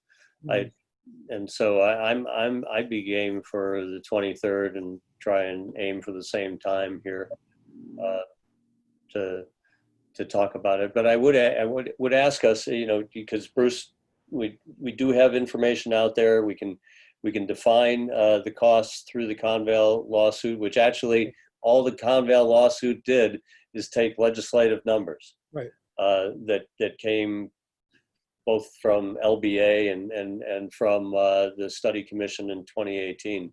Right. So we've got that $9,929 amount. We've got the average cost, and I think we've distributed, at least it's on the Department of Education website. Maybe we can put it on ours or the link. And then we've got the table from Caitlin Caitlin Davis that gives us the 4,300 plus number. I just consider it because how much do we need to pour into all those potential nooks and crannies that hang off of definitions to try to refine this even further, only to find that we've missed the mark for somebody's particular issue. Jay, I think we need another meeting, and I support that. And part of it, I wanted it's not just the same number, as Dave said, per town. We have to put, effort into, and AIR is going to help us with this, I feel certain, defining. And Dick Ames and I were talking about Massachusetts. I have some charts that help support a discussion we had. Foundation budget changes per town a little bit, but the state grant amount changes radically per town, way more than Vermont. And I think we have to talk about whether we support, and it was in this brief, Bruce, varied, amounts per community based on some measure that the legislature is prepared to look at. So I think we need another meeting. Yeah. Otherwise, it's very uncontrolled. Good. Let's do that. I think Bruce's third point in the discussion piece tried to hit on those ratios that would be defined by community. So the last two questions on this little thought piece are exactly Bill's questions and our questions collectively. So 3 to 5 next Thursday. Hopefully that'll work for most, our calendars. It does with mine, thank goodness. So we'll get out, we'll post that and make an announcement. And Bruce, we'll put together those 6 or 8 pieces of information. They're not going to be long. They're not going to be the 7-page like things. If they are, it's only because they got multiple districts listed, right? I mean, these will be fairly short. But Bill, if you want to contribute what it is you want us to see about Massachusetts, I that's definitely intriguing will, to the and cost I discussion. meant to today, and I'm actually going to correspond with Dick because he and I have had this discussion, and I want to make sure he has a chance to see it too, because he was right on the right measure too. So I will. I should add, Bill, that after you left the meeting this morning, the Massachusetts situation came up, and I urged and Dave agreed that we needed to schedule time for this. So fiscal resources is onto that in terms of, Massachusetts establishment of a minimum local contribution requirement, how that works, how they look at effort, whether maybe there's some constitutional nexus or relationship to all that might be helpful to us as we try to, find a way through this. And so I don't know how we're going to fit all this in because it's all complicated and big and terribly important. I'll try to. Dave, I don't know whether you have a plan for this. No, I'm going to sign off, Jay, and you can close out the meeting, but I'm going to hop off. Very good. Okay. Thank you, Bruce. Take care, Bruce. So somewhere between Dick and Bill, there'll be some small set of materials from Massachusetts that you'll suggest help frame that part of the conversation. Absolutely. I'll follow up and I'll make sure that Adequacy has that before its next meeting. And I'll share it with Dick and you guys and just before to make sure that it's in the right direction. Right. And we can get it out in advance for people to take a look at. Jay, All right, and then as we all begin to sort of evaluate these different models, definition of adequacy and the funding and the distribution, we're going to have to dovetail that with fiscal policy and tax equity, because we're going to you can't evaluate distribution without also looking at the fiscal policy side of the equation. So we're going to need to. We'll have to wiggle those, iterate on those in parallel. It's a good point. And I maybe just before we close, Drew, you've been listening to this conversation. AIR's input, obviously, when we start to get to distribution and the ratios that either are by community or by pupil, that AIR's weighting factors ultimately will be really important for us, where the correlations are and how important those weights are to the communities and the cost. Any thoughts that you want to tee up for this next conversation? Yeah, I think you guys should be thinking about the entire pot of money and not just what the state's contribution is. So when we think about cost for our purpose of our research, we're thinking about the entire pot of money and how that's being distributed across school districts and the state. So like you guys have talked about, there could be a minimum local contribution. The entire pot of money doesn't all have to come from the state revenue sources, but I think you should all think about how is the entire pot of money contributing to adequacy, and how is the entire pot of money being distributed across districts. And then to Dave's point, you need to kind of tie that into fiscal policy and think about how you're going to account for the entire pot of money, not just the portion that is the state. So that's all I'll say for now, and that's what we're thinking about on AIR's side. I just need to say that we need to have a conversation about whether that's true, whether the whatever we define as adequate needs to be paid for entirely by the state. I mean, that's the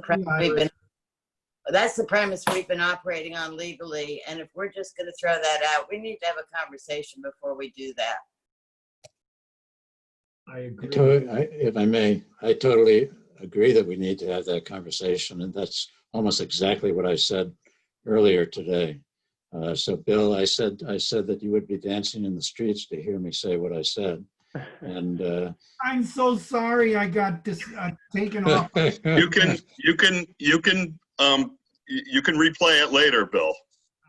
I was prepared to apologize to Dick for I found variation in foundation budget. It wasn't as big as the grant, but I wanted to say that in front of everybody because I think he's on the right track. But I hasten to add that this is something we need to discuss, examine, explore. Iris is exactly right. We know what the starting point is, and that may be the ending point. I don't know. We'll have to work through that. And Drew, for you, you can feel, I think you're walking into a state that has a different constraint potentially than any other state you've been in. And I think you're going to feel it from legislators who have been on the front line, like Iris Estabrook, and then lawyer type legislators like Dick. Yeah, I understand that as well. But when you talk about the adequacy of education in the state, you're talking about what the entire $19,000 is buying. You're not talking about what $4,000 or $9,000 is buying. It's so rational. What you're saying is so rational. We've been straitjacketed by a potential adverse, not thoughtful analysis of holistic public education policy. And if you think the entire $19,000 is necessary, there's ways to make that all state revenue if that's what you choose to do. That's what Vermont has done. They're paying about $19,000 as well, and it's all considered state revenue. So if that's a road that you think is possible, then that could be explored. But I mean, but yeah, I mean, if you're handing out a flat grant of $9,000 per pupil, you're never going to achieve equity. Right. So. And state revenue is not just business profits tax and business enterprise tax either. So, I mean, you know, I say that I'm a broken record. I say this all the time. We're all statewide. We're already raising the money, $3.2 billion. Absolutely. Well, the 0.2 comes from the feds, but the rest of it we're raising. So, Barbara, did you have a comment before we sign off? We're well over our 5 o'clock end time. No, everything has been said. Thank you. All right. Jay, All great right. meeting. Thank you. Thank you. We'll see everybody next Thursday. Take care, folks.